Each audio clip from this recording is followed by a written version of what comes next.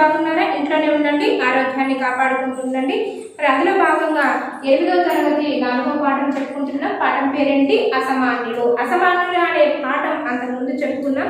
2-3 questions అడుగుతాను, మీరు అక్కడే ఆన్సర్ చేయండి. మొట్టమొదటి మీకు ఉపయోగించవలసిన వస్తువులు ఏంటో చూద్దాం. చూడండి, తెలుగు పాఠ్యపుస్తకం తీసుకున్నారా? క్లాస్ వర్క్, పెన్, పెన్సిల్ తీసుకొని చక్కగా చెప్పినటువంటి హార్డ్ బోర్డ్స్ అండర్లైన్ చేసుకోండి. సమాసాలు, సందులు ఏవి వచ్చినా అక్కడే చెప్పేస్తారు. ఎటైనా మీరు అక్కడే నేర్చుకోండి. పాఠం వినేటప్పటికీ అన్ని గ్రామర్ పార్ట్ కూడా నేర్చుకోవాలి, వ్యాకరణ అంశాలు. ఓకేనా? సో అసమాన్యులు అనే పాఠం ఏ ప్రక్రియకు చెందినది? వ్యాస ప్రక్రియకు చెందినది. ఏ ప్రక్రియకు చెందినది? వ్యాస ప్రక్రియకు చెందినది. మనం అన్ని కుల వృత్తుల వారి గురించి చెప్పుకుంటున్నాం కదా. మరి ఇందులో భాగంగా నిన్న ఏ కుల వృత్తి వారి గురించి చెప్పుకున్నాం? కమ్మరి వాళ్ళ గురించి చెప్పుకున్నాం. ఆ కమ్మరి వాళ్ళు కుండ తయారు చేయాలంటే, మట్టి పాత్రలు తయారు చేయాలంటే వాళ్ళ యొక్క శ్రమ ఎంతో దాగి ఉంది. ఇతనితో పాటు వడ్రంగి కూడా చేయి వేస్తేనే ఆ కుండ అనేది వస్తుంది. ఎందుకని? మరి కుండ ఊరికే వస్తుందా? బంకమట్టి తయారు చేసి కూర్చుంటూ వస్తుందా? వడ్రంగి వాళ్ళ దగ్గరికి వెళ్ళాలి, ఆ వడ్రంగి చక్రాన్ని తయారు చేయాలి. సో వీళ్ళిద్దరి కలయిక, వీళ్ళిద్దరు చేసేటటువంటి నైపుణ్యం ఎలా ఉంది? ఒక ఇంజనీరింగ్ నైపుణ్యం అనేది తొంగి చూస్తుంది. చక్రం తాను తిరగడమే కాదు, చక్రం తనంతా తాను ఒకసారి ఇలా తిప్పేసి మట్టి పెట్టుకొని ఆకృతి ఆకారం వచ్చేటట్టు మట్టి ఇలా అంటూ ఉంటారు, బంకమట్టిని. అలా అనడం, ఆ చక్రం తిరగడమే కాదు సమాజం యొక్క గతినే తిప్పివేసింది అని, ఇది ఒక అద్భుతమైనటువంటి ఆవిష్కరణగా భావించవచ్చు అని చెప్పారు. చక్రం తిప్పుతూ చక్రం మీద పెట్టిన బంకమట్టిని చేతి వేళ్ల కొనలతో చాకచక్యంగా నొక్కుతారు. కుండ ఎలా తయారు చేయాలి? వీళ్ళ యొక్క నైపుణ్యం అనేది ఇంజనీరింగ్తో పోల్చాము ఇక్కడ. వాళ్ళ యొక్క నైపుణ్యం, వాళ్ళ తెలివి అనేది ఇంజనీరింగ్ చేసిన వాళ్ళ ఒక వస్తువుని ఎలా కనిపెట్టారు అంటే, ఈ వడ్రంగి వాళ్ళు ఇలా చక్రం తిప్పితే, ఇలా కుమ్మరివాడు ఇలా మట్టి పెట్టేస్తే కుండలు, మట్టి పాత్రలు, వంట వండుకోవడానికి అటికెలు, గురుగులు, పిల్లలు ఆడుకోవడానికి మట్టి పాత్రలు, పిల్లలు ఆడుకునేవి కూడా మట్టితో ఉంటాయి, తెలుసు కదా. సో అట్లా ఇవన్నీ కూడా తయారైనవి అని చెప్పారు. మరి కుండ ఎలా తయారవుతుంది? ఇలా మట్టి పెట్టకుండా అయిపోయిందా? ఇక్కడ చిత్రం ఉంది చూడండి, ఒకసారి గమనించండి. 32 పేజీలో వచ్చేసి ఇక్కడ కుమ్మరివాడు మట్టి దానిపైన ఉంచి చక్రాన్ని ఒక్కసారి తిప్పాడు. ఆ చక్రం తిరుగుతూనే ఉంటుంది.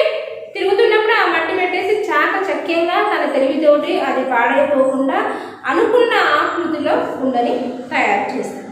చూడండి, చక్రం తిప్పుతూ చక్రం మీద పెట్టిన బంకమట్టిని చేతి వేళ్లతో, ఆ చక్రం మీద బంకమట్టి పెట్టాడు, ఈ చేతి వేళ్లతోనే ఇదే తగలాలి, 3 వేలే తగలాలి. ఈ వేళ్ళు తగులుతూనే ఇలా తిప్పుకుంటూ కుండని తయారు చేస్తాడు.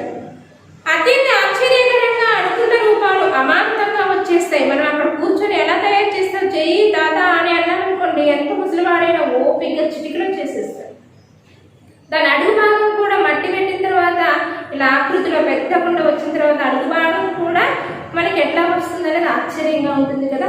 అలా అమాంతం చూస్తూ ఉంటేనే మన కళ్ళ ముందు ఆశ్చర్యంగా అనిపించేటటువంటిది. ఆ చేతుల్లో ఇంద్రజాల విద్య ఉన్నదా? అబ్బా, మీ చేతుల్లో ఏమన్నా ఇంద్రజాలం, మాయాజాలం, మాయ చేసేటటువంటి విద్య ఏమన్నా ఉన్నదా అని వింతగా అడిగేస్తారు. అని అనిపించక మానదు. తయారైన మట్టి పాత్రలను ఆరబెడతారు. తయారైంది కుండ తయారైన తర్వాత, మట్టి పాత్రలు తయారైన తర్వాత వాటిని నెమ్మదిగా తీసుకువెళ్ళి ఒక చోట బాగా ఎండ కాదు అంటే నీడలో ఉన్నప్పుడు మనకి ఎండ వేడి తగులుతుంది చూసారా. ఇప్పుడు గోడ ఉంది, బాగా ఎండ వస్తుంది, అమాంతం ఎండలో ఉండేది వేరు, గోడ నీడ, చెట్టు నీడ ఉంటుంది చూసారా. అలాంటి ప్రాంతంలో ఎండబెడతారనమాట. తర్వాత కుమ్మరి ఆములో పెట్టి బురద మట్టితో కప్పేస్తారు. దీని వలన పొలిమిని మండిస్తే అన్ని పాత్రలకు ఆ వేడి తగులుతుంది. ఒకప్పుడు ఏం చేసే వాళ్ళంటే, అది ఆరిపోయిన తర్వాత కుండలన్నీ కూడా ఒక దగ్గర పెట్టేసి వరిగడ్డి, ఈ వడ్రంగి వాళ్ళ దగ్గర ఉండే పొట్టు అవన్నీ కలిపి నిప్పంటిస్తారు. అవి బాగా కాలుతాయి. కాలడం వల్ల పచ్చి అనేది పోయి అవి గట్టిదనాన్ని బిగుసుకుంటాయి.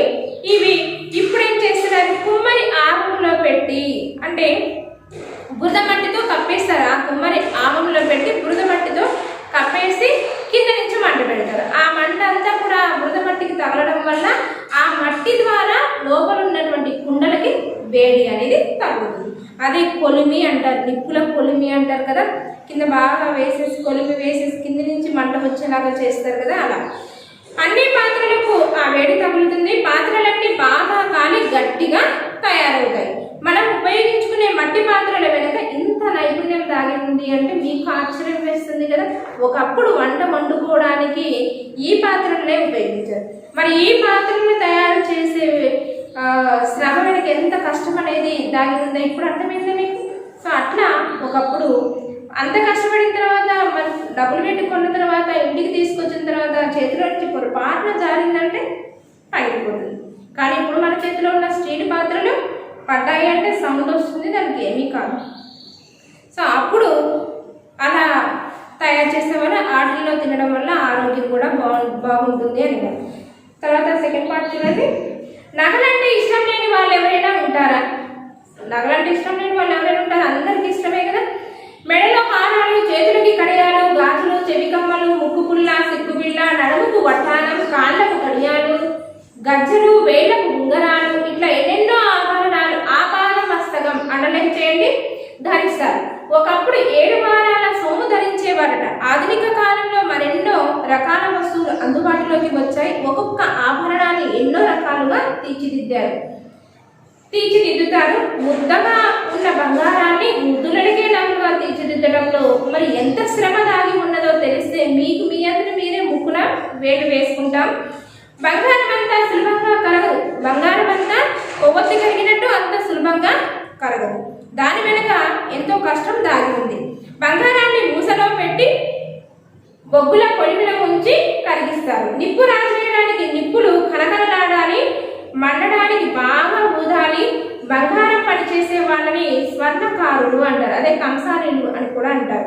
ఇట్లా ఊది ఊది అనారోగ్యపు బారిన పడినటువంటి సందర్భాలు కూడా ఎన్నో ఉన్నాయి. చూడండి, నగలంటే ఎవరికి ఇష్టం లేదు. చిన్న పిల్లవాళ్ళ దగ్గర నుంచి పెద్దవాళ్ళ దగ్గర వరకు, ఆడవాళ్ళైనా అబ్బాయిలైనా అందరికీ ఇష్టమే కదా. ఆడపిల్లలైతే మరి ఆపాద మస్తకం వరకు అంటే తల నుంచి కాళ్ళ వరకు కూడా మనం ధరించేదే ఆపాద మస్తకము అంటారు. మూస అంటే ఇక్కడ వచ్చేసి బంగారాన్ని కరిగించడానికి ఉపయోగించేటటువంటి ఒక విధమైనటువంటి పాత్ర. ఆ బంగారాన్ని కరిగించడానికి ఒక వస్తువు ఉంటుంది, ఆ పాత్రలోనే వేసి దాన్ని కరిగించాలన్నమాట. ఇలా ఆడపిల్లలైతే ఆపాద మస్తకం, తలలో పాపిడి బిళ్ళ పెడతారు, ముక్కుకి ముక్కు పుడక, చెవులకి చెవుల కమ్మెలు, మళ్ళీ వెనక వస్తాయి, ముందు వస్తాయి, మెడలో స్టెప్ బై స్టెప్ నగలు వేస్తారు, మళ్ళీ ఇక్కడ చేయి దగ్గర ఇక్కడొకటి పెడతారు, మళ్ళీ ఇక్కడ గాజులు వేస్తారు, నడుముకి వడ్డారం. ఎక్కడ వీసైంది చెప్పండి? కింది నుంచి కాళ్ళ వరకు. కాళ్ళకి కూడా పట్టీలు గజ్జలు వేసుకుంటారు. బాగా డబ్బులున్న వాళ్ళు బంగారంతోనే తయారు చేస్తారు, లేదా ఆ వెండి తయారవ్వాలన్నా కానీ వీళ్ళే తయారు చేయాలి. సో అట్లా ఆపాద మస్తకం ధరిస్తారంటే తల నుంచి కాళ్ళ వరకు ధరిస్తారు. ఒకప్పుడు అయితే పాతకాలంలో అయితే 7 వారాల నగలు సొమ్ములు ధరించే వాళ్ళంటే. 7 వారాల నగలు అంటే ఒక్కొక్క రోజుకి ఒక్కొక్క రకమైనటువంటి నగలు అనమాట. 7 వారాలు అంటే ఇక్కడ లక్ష్మీదేవి అవతారాలు, అష్టలక్ష్ములు అంటారు కదా. ఒక్కొక్క రోజు మనకి ఇప్పుడు దసరా నవరాత్రులు జరిగినాయి, ఒక్కొక్క రోజు ఒక్కొక్క అవతారం అమ్మవారు అవతారం ఎత్తారు. అప్పుడు ఆ అవతారంలో సరస్వతీదేవి అని, కాళికామాత అని ఒక్కొక్క అవతారంలో అలంకరించారు, పూజలు చేశారు. మహాలక్ష్మి అని, సరస్వతి ఇట్లా చేశారు కదా. సో అట్లా మనకి ఒక్కొక్క రోజు ఒక్కొక్క రకమైనటువంటి రత్నాలతోటి తయారు చేసి ధరించేదే 7 వారాల నగలు. చేతి వేళ్ళకు పెట్టుకుంటాం, మీ జాతకం చూపించి నా జాతకం బాగుండాలి, నా జీవితంలో మంచిగా ఉండాలని పచ్చ రంగు, తెల్ల రంగు, మరి పగడము, ముత్యాలని రంగురంగుల రాళ్ళతోటి తయారు చేస్తారు కదా, నవరత్నాలు అంటారు. 9 రకాల రాళ్ళతోటి తయారు చేస్తారు కదా. అలాగే ఈ రాళ్ళతో పొదిగినటువంటి నగలన్నీ తయారు చేస్తారనమాట. సో ఆ రోజు అదే పగడంతో తయారు చేస్తే పగడపు నగలే వేసుకుంటారు. నువ్వు ఏ నగలన్నా వేసుకో, దాంట్లో పగడం రంగే ఉంటుంది. అలా ముత్యాలతో తయారు చేసి ముత్యాలతోనే ఉంటాయి. అట్లా 7 వారాల నగలు తయారు చేస్తారు. అవి 7 వారాల నగలు అంటే. ఇలా ఆధునిక కాలంలో అయితే మరెన్నో రకాల వస్తువులు అందుబాటులోకి వచ్చాయి. ఒక్కొక్క ఆభరణాన్ని కూడా ఎన్నో రకాలుగా ఆకృతులుగా తీర్చిదిద్ది అందంగా తయారు చేస్తున్నారు. వీళ్ళ యొక్క శ్రమ ఎంత దాని ఉందో తెలిస్తే అసలు ఒక నగ తయారైంది ఇంత చిన్న వస్తువేగా, ఇంత చిన్న వస్తువు తయారైందంటే వాళ్ళ యొక్క శ్రమ ఎంత ఉందో అన్న మనం తెలుసుకుంటే అసలు అని ముగ్గురు వేలేసుకుంటామట. బంగారాన్ని మూసలో పెట్టి బొగ్గుల పొలిమి, ఇక్కడ చిత్రం ఉంది చూడండి, 33 పేజ్లో వచ్చేసి చిత్రం ఉంది చూడండి. నగలు తయారు చేయడానికి ఇక్కడ మూస, ఇక్కడ ఈ పాత్రలో పెట్టి బంగారం బిస్కెట్ అంటారు కదా, బిస్కెట్ రూపంలో ఉంటుంది, అందుకే బంగారం బిస్కెట్ అంటారు. దాంట్లో పెట్టేసి బాగా కరిగిస్తారు. అది కరగాలి అంటే అక్కడ నిప్పులు పోసి కుంబటిలాగా ఊదుతూ ఉండాలి. ఎప్పుడు ఉప్పని ఊదుతూ ఉండాలి. ఆ ఊదుట ఆగిందంటే వేడి అనేది అక్కడ తగలకపోవడం వల్ల అది మళ్ళీ ఆరిపోతుంది. కాబట్టి ఇక్కడ ఎప్పుడు ఊదుతూనే ఉండాలి. ఆ నిప్పుల కొలిమి బాగా కలకలలాడాలి, బాగా వేడి తగలాలి. ఆ ప్రాంతంలో మనం ఉండడానికి వేడి తగులుతుంది అనేంతగా ఉండాలన్నమాట. అంత కలకలలాడే మంటని రావడం కోసం బాగా ఊదాలి. బంగారం పని చేసే వాళ్ళనే స్వర్ణకారులు అని కూడా అంటారు. స్వర్ణం అంటే బంగారం, కారులు అంటే తయారు చేసేవాళ్ళు. కాబట్టి ఇతని యొక్క కష్టం ఈ బంగారం పిల్ల కరిగించడానికి ఈ నిప్పుల కొలిమి మీద మూస పెట్టి ఇతను ఊదుతూ ఉన్నాడు. చూసారా? ఆ ఊదేటప్పుడు మనకి ఇక్కడి నుంచి కూడా శ్వాస ఉఫ్ అని మీరు ఒక 5 నిమిషాలని చూడండి, 5 నిమిషాలు 10 నిమిషాలు అనండి, ఇదంతా నొప్పి వస్తుంది. మరి అది తయారవ్వాలి, ఇది గట్టిగా కరగాలి, ఆ బంగారం అంతా కూడా కరగాలి, ఆ పిల్ల కరగాలి అంటే ఇతను ఎంత కష్టపడాలి. అప్పుడు వాళ్ళకి ఏమవుతుంది, అనారోగ్యపు బారిన పడినటువంటి సందర్భాలు కూడా ఉన్నాయి. అయినా సరే బంగారం చేయడం మానుకోలేదు. వాళ్ళ వృత్తి వాళ్ళు చేస్తూనే ఉండాలి. బంగారమే కాదు, మన నిత్య జీవితంలో వాడే వెండి వస్తువుల తయారీలో కూడా ఎంతో కళా దృష్టి నైపుణ్యం కనిపిస్తుంది. బంగారమే కాదు, మనం ఎంతో చక్కగా అందమైన ఆకృతులతో తయారు చేయించుకొని మనం బంగారం ధరిస్తున్నాము, నెక్లెస్లు, చైన్స్ అని. కానీ వెండి వస్తువులు కూడా మన ఇళ్లలో అలంకరించుకుంటాము. అలాగే మనం దేవుడి మండపంలో వినాయకుడి విగ్రహం, సరస్వతీదేవి విగ్రహం, మనకి ఏదైతే ఉండాలో అదే విగ్రహం మన ఇళ్లలో పెట్టుకొని పూజిస్తాం. ఇంత సైజు, ఎగ్జాంపుల్ ఇది దసరంత సైజు, లేదా ఇంత సైజు చిన్న సైజులన్నీ కూడా మనం తయారు చేస్తాం. అంత చిన్న సైజు రావాలి అంటే వెండి కూడా వాళ్ళే తయారు చేసింది. మరి వాళ్ళ యొక్క శ్రమ కూడా అంతే ఉంటుంది. వాళ్ళ యొక్క కళా దృష్టి అందంగా రావాలి. లక్ష్మీదేవి కమలంలో కూర్చున్నట్లు ఇంత సైజు రావాలి, ఎంత అందంగా, ఏ ఒక్కటి కూడా మిస్ కాకూడదు. ఎందుకంటే అది అమ్మవారి విగ్రహం. దేవతామూర్తులు యొక్క విగ్రహాలు తయారు చేసినప్పుడు ఎంతో దృష్టిని పెట్టాలి, ఎంతో చూపు నుంచి చాలా జాగ్రత్తగా చేతుల్లో కమలం ఉండాలి, ప్రతిదీ చూస్తాం. మన ఆ యొక్క కళా దృష్టి ఎంత గొప్పదో కదా. మరి వాళ్ళ యొక్క నైపుణ్యం అనేది అందులో కనిపిస్తుంది. వాళ్ళ యొక్క శ్రమ సౌందర్యం అంటే వాళ్ళ యొక్క శ్రమ, ఆ విగ్రహం ఏదైతే అనుకుంటామో అది తయారైన తర్వాత ఆ అందాన్ని చూసుకుంటారనమాట. బంగారాన్ని వెండిని వివిధ ఆకృతులుగా తీర్చిదిద్దడంలో కానీ, రత్నాలను పొదగడంలో కానీ సున్నితమైన పనితనం కనిపిస్తుంది. ఒక చైన్ ఆర్డర్ చేసావు, అందులో నీవు గ్రీన్ కలర్ రాళ్ళు పెట్టించావు, ఎరుపు రంగు రాళ్ళు పెట్టించావు, మరి ఇక్కడి నుంచి ఇంత బాగా వస్తుంది.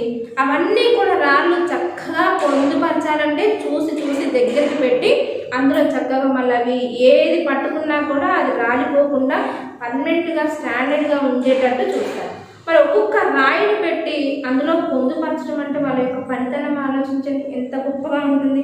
సున్నితంగా పనిచేసేవాళ్ళు అని వాళ్ళ యొక్క ఆ రత్నాలని అందులో వచ్చేసి పొదగడము అంటే అందులో అమర్చడము అని. ఆ చైన్లో రత్నాలని, ఆ రాళ్ళని మీరు ఏవైతే కోరుకున్నారో ఆ రాళ్ళని అందులో పొందపరచడం అని. అందులో సున్నితంగా వాళ్ళ యొక్క పనితనం అనేది అబ్బాయి ఎంత బాగున్నాయి, ఇంత చిన్న రాళ్ళు ఇంత దగ్గరికి ఎంత బాగా డిజైన్ చేశారు, ఎంత బాగా పెట్టారు. వాళ్ళ యొక్క సున్నితత్వం అందులోనే మనకి కనిపిస్తుంది. సన్నని వస్తువుని తయారు చేసేటప్పుడు వాళ్ళు కళ్ళ తీవ్రమైన ఒత్తిడికి కూడా లోనవుతారు. ఇప్పుడే మనం చెప్పుకున్నాం, అంత సన్నటి వస్తువులు తయారు చేయాలి అంటే వాళ్ళు చూసి కూడా కళ్ళజోడు పెట్టుకొని కూడా ఇంకా దగ్గరికి చూసి కూడా వాళ్ళ కళ్ళు కూడా దెబ్బతింటాయి, కళ్ళు తీవ్రమైన ఒత్తిడికి కూడా లోనవుతాయి. అయినా మన కళ్ళకు ఆనందాన్ని ఇచ్చేటట్లుగా అయినా సరే వాళ్ళ నొప్పిని భరిస్తూ బాధను భరిస్తూనే మన కళ్ళకి ఇంపుగా సొంపుగా అందంగా కనపడేటటువంటి ఆభరణాలని వాళ్ళు అందిస్తున్నారు, శ్రమ పడుతూనే ఉన్నారు. ఇనుముతో నిత్యం సావాసం చేసే కమ్మరులు తమ శ్రమను నైపుణ్యాన్ని సమాజం కోసం త్యాగం చేస్తున్నారు. ఇనుముతో వాళ్ళు చేసే నాగటి కర్రు భూమిని దున్నడానికి ఉపయోగపడుతుంది. ఇప్పుడు ఇనుప వస్తువులు తయారు చేసే, ఇందాక మనం సోల తయారీ అని చెప్పుకున్నాం కదా, వీళ్ళు ఇనుప వస్తువులు తయారు చేసే వాళ్ళ గురించి చెప్పుకున్నాం. వాళ్ళ యొక్క శ్రమ సౌందర్యం చూద్దాం. ఇనుముతో నిత్యం సావాసం చేసే వాళ్ళు కమ్మరులు. వాళ్ళు నిత్యం సావాసం అంటే పొద్దున్న లెగిస్తే పనిలో ఉండేది ఇనుముతోటే, అందుకని ఈ సావాసం అన్న వాళ్ళ స్నేహం అది. శ్రమను నైపుణ్యాన్ని సమాజం కోసం త్యాగం చేస్తున్నారు. ఇనుముతో వాళ్ళు చేసే నాగటి కర్రు అంటే నాగటితో దున్నుతూ ఉన్నప్పుడు ఇక్కడ ఇనుప ముక్కు ఉంటుంది చూసారా, భూమిలోకి వెళ్ళేది. నాగటిని పట్టుకొని రైతు దున్నేటప్పుడు ఇక్కడ చిప్పన ఉంటుంది చూసారా, పెద్ద చాకులాగా కత్తిలాగా ఉంటుంది. ఇంత పెద్ద ఇనుప ముక్క తీసుకొని ఈ చెక్కలో పొందుపరుస్తారు.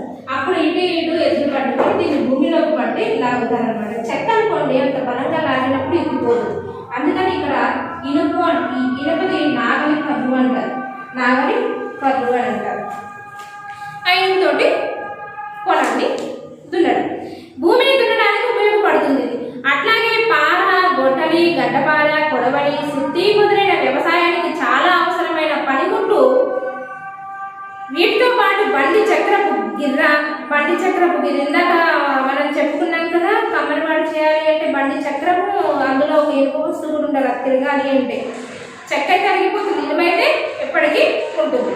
బండి చక్రపు గిర్ర, అలా ఎడ్ల బండికి ఇలా చక్రం ఉన్నప్పుడు, ఎడ్ల బండి వెళ్తుంటే చూడండి ఒకసారి, ఇక్కడ చక్రం ఉన్నప్పుడు ఇక్కడ పెట్టారనమాట. ఇట్లా అంటే ఈ చక్రం యువతలకి రాకుండా ఇక్కడ పెట్టేసి ఇనుపది పెడతారు.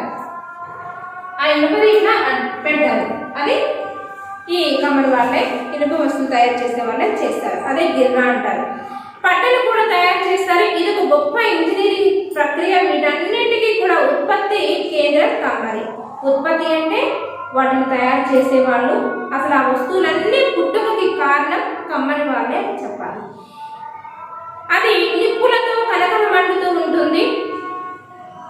ఉత్పత్తి కేంద్రం కమ్మరి వాళ్ళు. ఇవన్నీ తయారు చేయాలంటే వీళ్ళు కూడా నిరంతరం కొలిమి దగ్గరే పనిచేయాలి.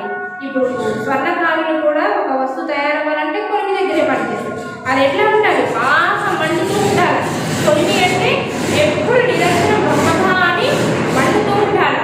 అలా మండుతూ ఉంటుంది. ఈ సెగలు భరిస్తూ, దగ్గరగా ఉండి ఆ సెగలు భరిస్తూ మళ్ళీ ఇనుప వస్తువు వేడి చేస్తే అదే ఆ వేడి నుంచి వచ్చేటటువంటి వేడిని భరిస్తూ దాన్ని కాల్చి, ఆ కాల్చిన వస్తువుని మళ్ళీ పట్టుకోగలుగుతాం. ఇంకెంత వేడి ఉంటుంది. దాన్ని పట్టుకొని పెద్ద శుద్ధితోటి దాన్ని వంగదీస్తారు. అంటే ఇనుము విరిగినేని అని ఒక పద్యం ఉంది చూసారా, అది ఇనుము మనకి వంగాలి అంటే వేడి చేయాలి. వేడి చేస్తేనే అది మన ఆధీనంలోనికి వస్తుంది. వంకర టింకరగా ఉన్నది సాఫ్ట్గా చేయాలి అంటే దాన్ని బాగా వేడి చేయాలి. పెద్ద శుద్ధితోటి దాన్ని వంగదీస్తారు. ఇక్కడ చిత్రంలో చూడండి, బాగా వేడి చేస్తారు. ఆ ఇనుము కూడా ఎర్రగా కనిపిస్తుంది కదా, ఆ ఎర్రగా ఉన్నదాన్ని పెద్ద శుద్ధితో తీసుకొని కొడితే మనం అనుకున్న ఆకృతిలోకి వస్తుంది. అప్పుడు మన ఆధీనంలోకి వస్తుంది. అది అప్పుడు వంగుతుంది అని.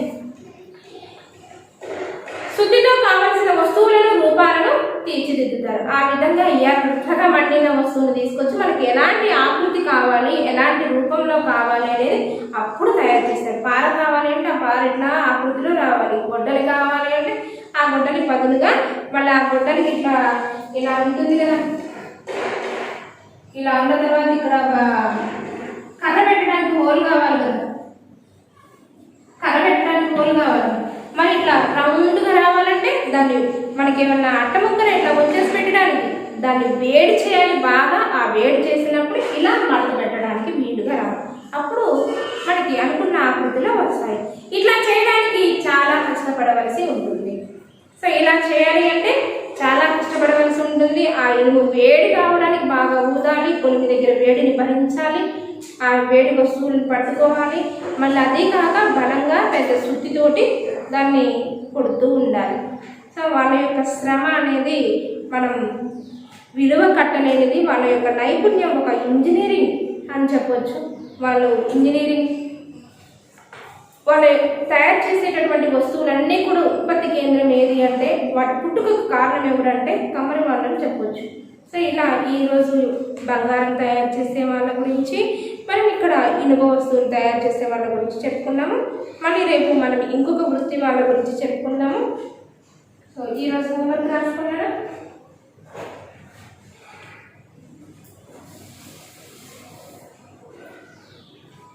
Read lesson 4. పాఠం మొత్తం చదవండి. అందులో మీకు ఏదైనా పదం అర్థం కాలేదంటే ముందుగా అండర్లైన్ చేసుకొని ఉండండి. పాఠం చదివేటప్పుడు ఆ పదం వచ్చినప్పుడు మీనింగ్ చెప్పిన వెంటనే రాసుకోండి. అర్థమైందా? God bless you children.